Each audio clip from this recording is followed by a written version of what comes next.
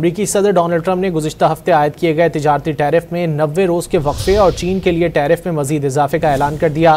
Trump کے اعلان کے بعد امریکی اسٹاک مارکیٹ میں تیزی دیکھنے میں آئی۔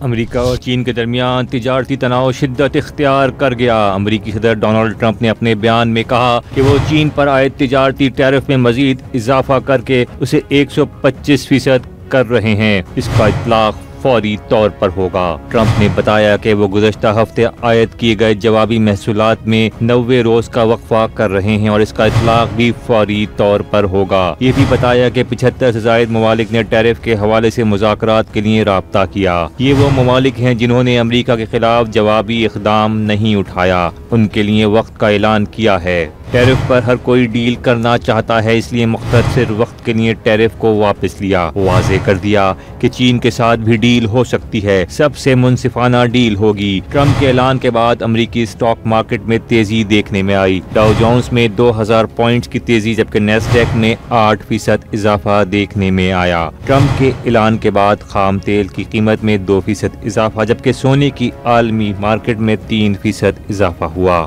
صدر ڈونلڈ ٹرمپ نے وائٹ ہاؤس میں میڈیا سے گفتگو میں کہا کہ چین پر ٹیرف 125% تک بڑھانے کی وجہ چین کی جانب سے عدم احترام ہے۔ اس تاثر کی تردید کی کہ وہ ٹیرف کے معاملے پر پیچھے ہٹے ہیں جبکہ صورتحال کے مطابق لچک دکھانا ضروری ہوتا ہے۔ عالمی تجارتی تنظیم نے خدشہ ظاہر کیا کہ محصولات پر تناؤ سے امریکہ اور چین کے درمیان تجارت 80% تک کم ہو سکتی ہے۔